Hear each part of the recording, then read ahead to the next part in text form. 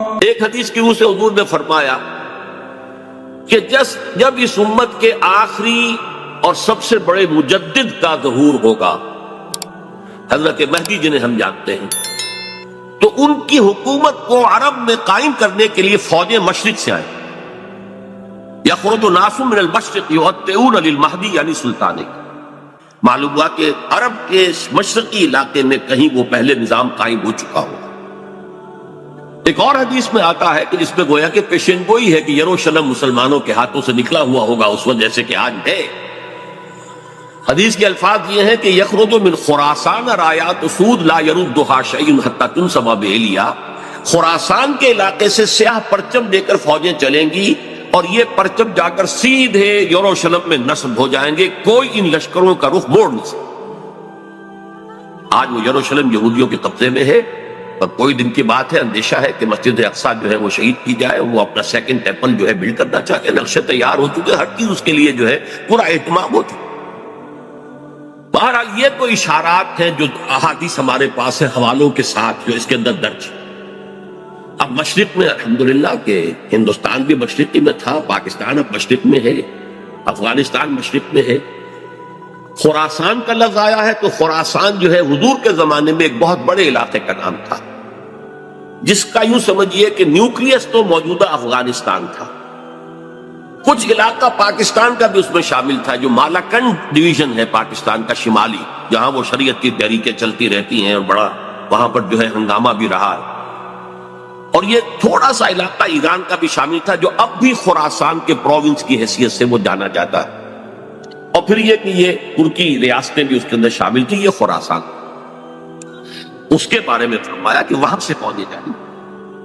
اس کے علاوہ ایک حدیث کوئی ہے کہ جس کا حوالہ مجھے نہیں مل سکا، لیکن یہ کہ علامہ اقبال نے چونکہ اس کا اشارہ کیا ہے کہ میرے وطن کو آئی ٹھنڈی ہوا جہاں سے، میرا وطن وہی ہے، میرا وطن وہی، جبکہ وہ ہندوستان کا جو ہے راگ الاپ رہے تھے، اس کو بھی کہا میرے عرب کو آئی ٹھنڈی ہوا جہاں سے۔ میں نے بعض عربوں سے وہاں میرا چونکہ ملاقات کا موقع ملتا ہے امریکہ وغیرہ میں، تو ہر ملک سے جو ہے لوگ آئے ہوئے ہیں، وہ کہتے ہیں ایسی حدیث کہ حضور نے فرمایا تھا مجھے ہندوستان کی طرف سے ٹھنڈی ہوا آ رہی۔ بہرحال لیکن اس کا چونکہ حوالہ نہیں ملا ہے تو میں نے صرف یہ کہ علامہ اقبال کے شعر کے حوالے سے تو معلوم ہوتا ہے کہ اس مشرقی خطے کے اندر وہ نظام پہلے قائم ہوگا اور پھر یہاں سے وہ پھیلے گا۔ چنانچہ ایک اور تیسری حدیث اسی میں آپ کو مل جائے گی، حضور نے فرمایا میری امت کے دو لشکر وہ ہیں کہ جن کو اللہ تعالیٰ نے پیش کی طور پر جو بھی ان میں شریک ہوگا جہنم کی آگ سے چھٹکارے کا پروانہ دے دیا۔ اصابتان من امتی احرزہم اللہ من النار، ایک وہ ہوگا جو ہندوستان پر حملہ آور ہوگا، دوسرا وہ ہوگا کہ جو دجال کے ساتھ جنگ کرنے کے لیے حضرت مسیح کے پاس پہنچے گا، حضرت مسیح کے ساتھ دینے کے لیے۔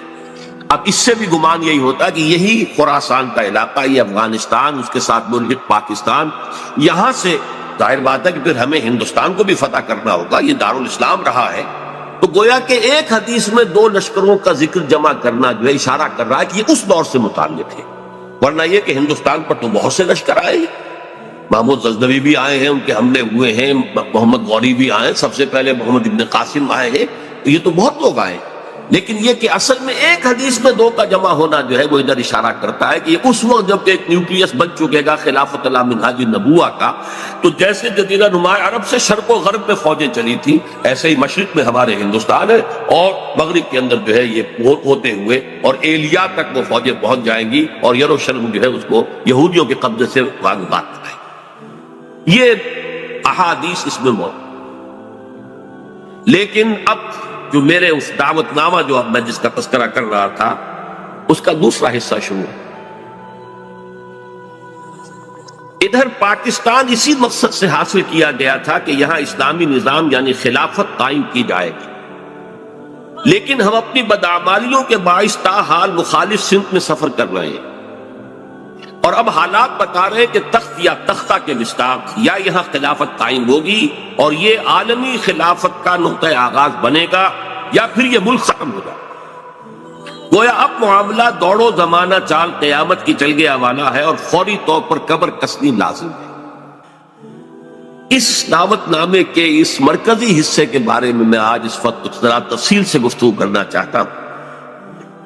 اور یوں میں کہہ سکتا ہوں اس وقت کہ سلطنت خداداد پاکستان یا ملت اسلامیہ پاکستان کا ایک مرثیہ ہے جو مجھے کہنا ہے موجودہ حالات کے پیش نظر، لیکن یہ مرثیہ میں قرآن مجید کے الفاظ میں پیش کرنا چاہتا ہوں، جس کے لیے تمہیداً میں پہلے آپ کو یہ بتانا چاہتا ہوں۔ سورہ انبیاء کی ایک آیت ہے، آیت نمبر 10، لَقَدْ أَنزَلْنَا إِلَيْكُمْ كِتَابًا فِيهِ ذِكْرُكُمْ أَفَلَا تَعْقِلُونَ، ہم نے تمہاری جانب ایک کتاب نازل کر دی، اس میں تمہارا ذکر موجود ہے، تو کیا تم عقل سے کام نہیں لیتے، غور نہیں کرتے، سوچ بچار سے کام نہیں لیتے؟ اب اس آیت کا ایک مفہوم تو یہ ہو سکتا ہے کہ ذکر لکم مراد ہو، یعنی تمہارے حصے کی نصیحت، ہدایت، ذکرہ، تذکرہ اس قرآن میں ہے، وہ ٹھیک ہے، لیکن ذکر و کم اس میں اشارہ ایک اور بات کی طرف بھی آتا ہے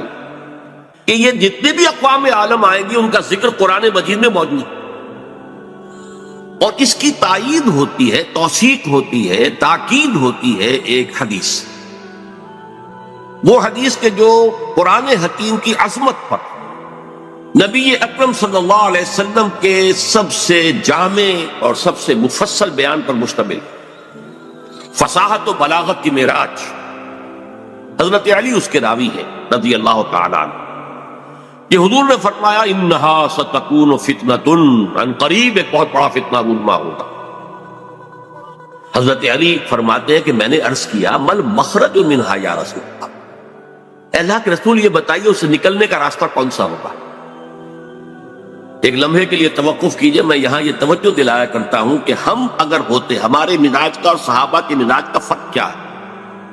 ہم ہوتے تو کیا پوچھتے؟ یہ حضور یہ فتنہ کیوں ہوگا، کب ہوگا، کدھر سے آئے گا، کیسے آئے گا؟ ہمارے تو سوالات یہ ہوتے جو سب معلوماتی نوعیت کی چیزیں ہیں، ان کا کوئی تعلق عمل سے نہیں۔ صحابہ کا معاملہ کیا تھا؟ حضرت علی نے ان میں سے کوئی سوال نہیں کیا، کب آئے گا، کیوں آئے گا، کدھر سے آئے گا، کیسے آئے گا، کچھ نہیں۔ جو عملی سوال تھا مل مخرج منہا یا رسول اللہ، اللہ کے رسول جب آپ نے فرما دیا کہ بہت بڑا فتنہ ہوگا تو ہمیں تو اب یہ سمجھنا ہے کہ وہاں سے نکلنے کا راستہ کون سا؟ بس اس کے جواب میں وہ حدیث ہے کتاب اللہ، تمام فتنوں سے نکالنے والی اللہ کتاب، فیہ نبأ ما قبلکم وخبر ما بعدکم وحکم ما بینکم، اس میں تم سے پہلے جو لوگ گزرے ان کے حالات بھی یہ تو سب جانتے ہیں، قوم نوح اور قوم ہود اور قوم عاد، اور نہ معلوم کس کس کا اقوام کا تذکرہ ہے،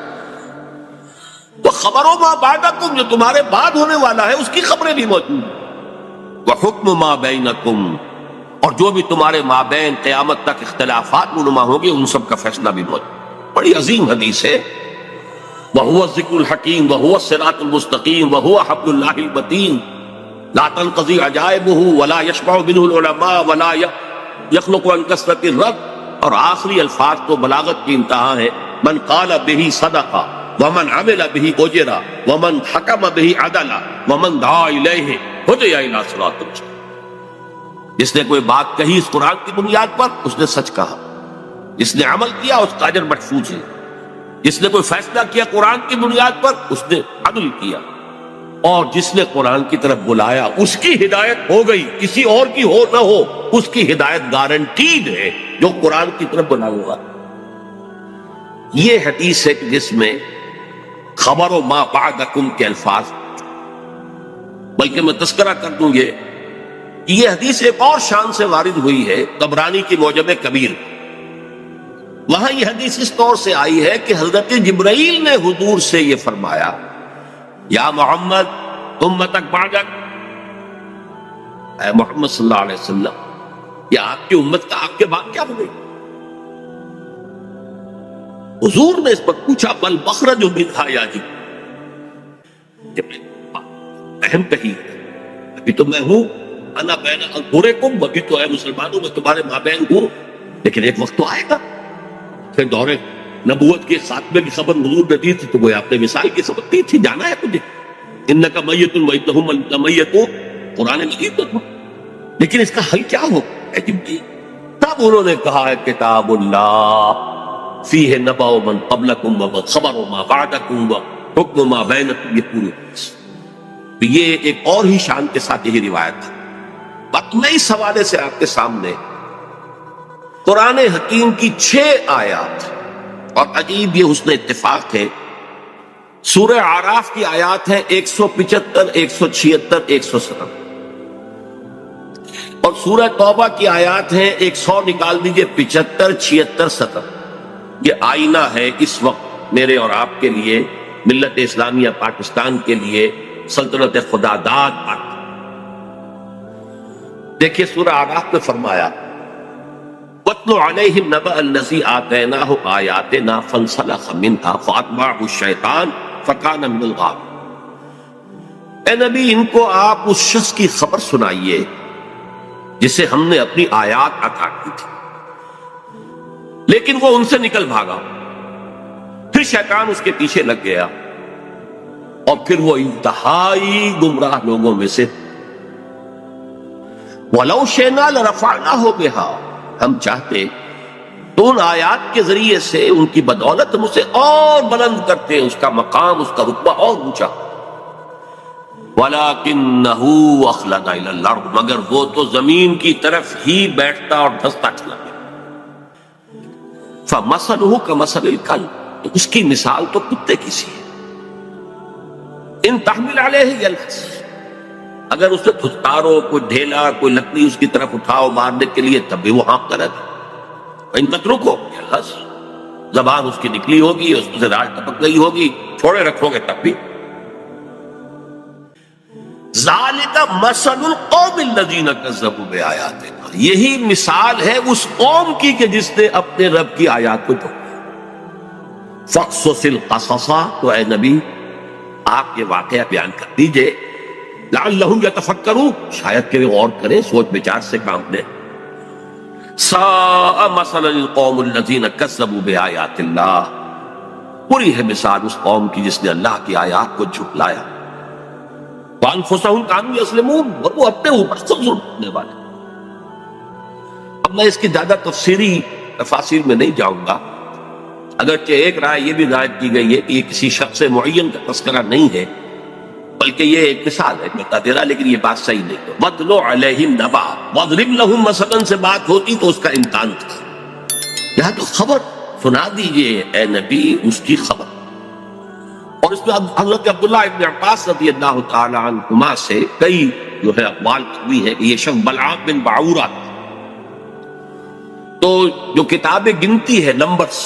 تورات کی، اس میں شخص کا ذکر ہوا کہ کنعانی تھا، بعض لوگوں کے نزدیک اسرائیلی تھا، لیکن بہت عابد و زاہد، بہت اونچے مقام، صاحب کرامت بزرگ جسے کہا۔ الذی آتیناہ آیاتنا سے مراد یہاں پر کچھ لوگوں نے لیا ہے کہ علم کتاب اسے دی گئی تھی، وہ بات میرے نزدیک صحیح نہیں ہے، بلکہ آیات کہا گیا معجزات کو بھی۔ جس طرح اللہ اپنے انبیاء کو آیات، ہم نے آیات بینات دے کر رسولوں کو بھیجا، ایسے ہی ہے کہ کوئی بہت عابد زاہد کوئی ہو، عابد مرتاز اور زاہد مرتاز، تو اللہ تعالیٰ اسے کرامتیں عطا کرے، بالکل شک کو کرامات الاولیاء حق، اس میں کسی شک و شبہ نہیں۔ اللہ تعالیٰ کی بزرگی کے لیے، ذات کے لیے وہ ایسے خلق پاک ظاہر کرے۔ تو با کرامت بزرگ تھا، لیکن پھر وہ جو دنیاوی خواہشات کی طرف ایسا متوجہ ہوا کہ اس کی ساری نیکی، ساری اس کی بزرگی، ساری روحانیت ختم ہو کر رہ گئی، وہ انتہائی پاتال میں۔ بعض مفسرین نے حضور کے دور کے 2 اشخاص کا ذکر بھی کیا ہے۔ امیہ ابن ابی صلت ایک بہت بڑا شاعر تھا کہ جس کی اشعار میں توحید رچی بسی ہوئی، توقع یہ تھی کہ تو حضور کا سب سے بڑا جو ہے وہ سپورٹر بن جائے گا، لیکن نہیں، مخالف ہو گیا۔ اسی طریقے سے ابو عامر راہب تھا، جیسے ورقہ ابن نوفل مکے میں تھے، تو وہ جا کر جو ہے وہ شام میں انہوں نے عیسائیت اختیار کی، اور وہ بہت بڑے عالم تھے، کان یکتب التوراۃ بالعبرانیہ۔ اسی طرح یہ ابو عامر خزرجی تھا، اور یہ بھی عیسائی ہو گیا تھا، شام میں رہا، اور پھر یہ بہت بڑا زاہد اور عابد اور عالم شخص تھا، لیکن یہی بدترین دشمن ہو گیا محمد رسول اللہ کا۔ جبکہ ورقہ ابن نوفل نے جو ہے حضور کی تصدیق کی تھی، جب حضرت خدیجہ رضی اللہ تعالی عنہا لے کر گئی تھی حضور کو ان کے پاس۔ بہرحال میرے نزدیک یہ بلعام بن باعورہ ہی کا تذکرہ ہے جو ہو رہا ہے کہ وہ بہت با کرامات بزرگ تھا، لیکن زمینی خواہشات دو سب سے نمایاں، بطن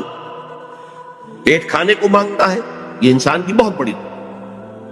اس لیے کہ ظاہر بات ہے جو پریزرویشن آف دی سیلف ہے، اپنے بقا کے لیے اسے غذا چاہیے،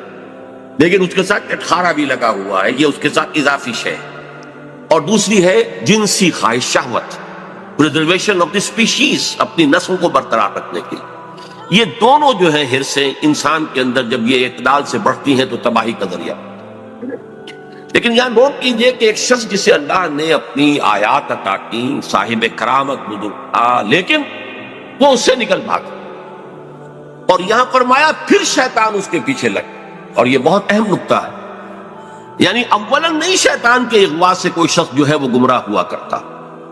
قرآن مجید میں صاف یہ بات آئی ہوئی ہے، ان عبادی لیس لک علیہم سلطان، دیکھو تمہیں ہم مہلت تو دے رہے ہیں، قیامت تک کے لیے تمہاری زندگی طویل ہوگی، اور تم ہمارے بندوں کو جس طرح چاہو گمراہ کرنے کی کوشش کرنا، لیکن تمہیں اختیار کوئی حاصل نہیں ہو، اختیار اسے حاصل نہیں۔ تو جو شخص خود اپنی جو ہے داخلی غلط تقاضوں کے تحت غلط راستہ اختیار کرتا ہے، پھر شیطان اس کے پیچھے لگ جاتا ہے، فَأَتْبَعَهُ الشَّيْطَانُ، تو شیطان اس کے پیچھے لگ گیا، فَكَانَ مِنَ الْغَاوِينَ، پھر وہ ہمارے ہاں جو کولوکیل لینگویج میں پھر برے کو گھر تک پہنچا کر رہتا ہے، وہ پھر آخری درجے تک پہنچا کر ہی وہ بس کرتا ہے، تو اس درجے تک بلعام بن باعورہ پہنچ گیا۔ وَلَوْ شِئْنَا رَفَعْنَاهُ بِهَا، ہم چاہتے تو اسے اور بلند کرتے، اس کے اور مقام اونچا ہوتا، وَلَكِنَّهُ أَخْلَدَ إِلَى الْأَرْضِ، وہ تو زمین میں دھستا چلا گیا، زمین سے مراد وہی زمینی خواہشات، نفسانی خواہشات۔ فَمَثَلُهُ كَمَثَلِ الْكَلْبِ، اس کی مثال کتے کی۔ اب کتا وہ جانور ہے، حیوانات، پیٹ اور جنس دونوں شہوتیں اس میں انتہا کو پہنچی، لہذا چاہے خوب پیٹ بھرا ہو، کسی صاحب کا یا کسی میم کا کتا ہو، خوب گوشت کھا کے گھر سے نکلا ہو، لیکن پھر بھی وہ باہر جائے گا تو ہر شے کو سونگے گا کہ شاید کوئی کھانے کی چیز، یہ اس کی یعنی سمجھ جبلت کے اندر تھا، یہاں تک کہ آپ اس کو کوئی ٹھیکا ماریے مارنے کے لیے تو وہ اس کو بھی سونگے گا کہ شاید اس میں کوئی کھانے کی کوئی شے موجود ہو، چلے گا بھی تو ادھر ادھر ہوتا ہوا، سونگتا ہوا، اور وہ اپنی شرمگاہ کو چاہتا رہتا۔ دونوں جو حرصے ہیں اس کے اندر انتہا کی، اور اس کا پھر ظہور کیا ہوتا، زبان ہر وقت نکلی ہوئی ہے، ہانپ رہا ہے ہر وقت، پیٹ بھرا ہو تب بھی ہانپ رہا ہے، اور پیٹ خالی ہو تب بھی ہانپ رہا ہے، تھکا ہوا تب بھی ہانپ رہا ہے، کھڑا ہوا تب بھی ہانپ رہا ہے، زبان نکلی ہوئی ہے اور اس کے اندر سے راج۔ یہ مثال دی ہے، جیسے قرآن مجید میں گدھے کی مثال بھی آئی، مثل الذین حملوا التوراۃ ثم لم یحملوها کمثل الحمار یحمل اسفارا، مثال اس قوم کی جس کو ہم نے تورات عطا کی تھی، حامل تورات بنائی گئی تھی، وہ قوم پھر اس نے اس کا حق ادا نہیں کیا، اس گدھے کی سی مثال ہے جس پر کتابوں کا بوجھ لگا ہو، ایسے یہ گدھے کی مثال دی گئی ہے۔ اس کے بعد فرمایا ذالک مثل القوم الذین کفروا، یہ صرف ایک فرق کا معاملہ نہیں، پوری قومیں بھی اس تمثیل پر پوری اترتی ہے، اور اسی ڈسکرپشن کے اوپر وہ پوری اترتی ہے۔ کذبوا بآیاتنا، جو ہماری نشانیوں کو جھٹلا دے، فقصص القصص، تو اے نبی آپ یہ قصہ سنا دیجئے، لعلہم یتفکرون، شاید کہ غور کریں۔ آج میں آپ کو قصہ سنا رہا ہوں پاکستان کا، کس طور سے ان آیات پر منطبق ہو رہا ہے، شاید کہ آپ غور کریں، سوچیں، شاید کہ آپ کے اندر کوئی امنگ پیدا ہو جائے کسی عمل کی، جد و جہد کی۔ سا مثلا القوم الذین کذبوا بآیاتنا، آخری آیت بری مثال ہے اس قوم کی جس نے ہماری آیات کو جھٹلایا، وَكَانُوا أَنفُسَهُمْ يَظْلِمُونَ، وہ اپنے اوپر ظلم کرتے رہے، ظاہر بات ہے ہمارا کسی نے کیا بگاڑا۔ اب اندازہ کیجئے پاکستان وہ ملک ہے اس روئے ارضی پر جو بہت بڑی اللہ کی نشانیوں کے ساتھ وجود میں آیا۔ سب سے پہلی نشانی 27ویں رمضان کو اس کا قیام عمل ہے، اور جو بہترین رات ہو سکتی، فیہا یفرق کل امر حکیم، جس میں کہ تمام جو بھی اللہ تعالیٰ کے پختہ فیصلے ہیں وہ کیے جائیں۔ پاکستان 27ویں شب رمضان مبارک کی، اس پہ اس کا وجود۔ پھر غور کیجیے کیسے قائم، کوئی امید کچھ عرصے پہلے بھی نہیں تھی کسی کو کہ پاکستان قائم، عام طور پر سمجھا گیا تھا یہ مسلم لیگ نے بارگیننگ کے لیے اتنی بڑی بات کر لی ہے، وہ لے دے کر معاملہ ہو جائے گا۔ اور سب سے بڑی بات یہ کہ خود 1 سال پہلے Quaid Azam cabinet mission plan کو تسلیم کر چکے۔ اس کا کیا مطلب تھا کہ کم سے کم 10 سال کے لیے ایک آزاد پاکستان کا وجود مؤثر ہو گیا۔ نظری طور پر 10 سال کے بعد امکان تھا، لیکن ایک مرتبہ مرکزی حکومت ایک وحدت کے ساتھ اگر وجود میں آ جاتی تو پنڈت نہرو نے جو کہا تھا سچ تو وہی تھا، نکل جاتی ہے جس کی منہ سے سچی بات مستی میں، اس نے وہ سچ کہہ دیا، جس کی وجہ سے پھر قائد اعظم نے جو تسلیم کر لیا تھا کیبنٹ مشن پلان کو، پھر اس سے آپ نے رجوع کیا کہ اس نے کہہ دیا تھا ایک دفعہ بن جائے پھر کون کسی کو علیحدہ عہدے دیتا ہے۔ اس پر پھر قائد اعظم نے پسپائی نا، اگر وہ خاموش رہتا تو کم سے کم 10 سال تک کوئی امکان نہیں تھا، اور اس 10 سال میں ہندو قوم نے کیا کرنا تھا اس کا تصور۔ پھر سوچئے پاکستان قائم ہوا، ہندو قوم ہمارے سے کس قدر تعداد میں زیادہ، تعلیم میں زیادہ، دولت میں زیادہ، تنظیم میں کس قدر منظم قوم، کس قدر تعلیم یافتہ، کتنی ان کے اندر ایک یکجہتی موجود تھی۔ پھر کانگریس جیسی جماعت، بہت بڑی جماعت، تو کوئی شک نہیں، بہت بڑی عوامی جماعت، جس کے ساتھ یہ کہ لیڈرز کی سیکنڈ لائن کی یوں سمجھیے کہ ایک بڑی قطار موجود تھی۔ یہ نہیں تھا کہ مسلم لیگ بس ایک بگولے کی طرح ایک تحریک کے طور پر اٹھی ہے، اس نے جو بھی حاصل کر لیا، ورنہ مسلم لیگ اصل میں ایک جماعت کی شکل میں منظم ہو ہی نہیں پائی تھی۔ یہی وجہ ہے کہ پتاشے کی طرح گھل گئی پاکستان میں۔ لیکن یہ کانگریس اور گاندھی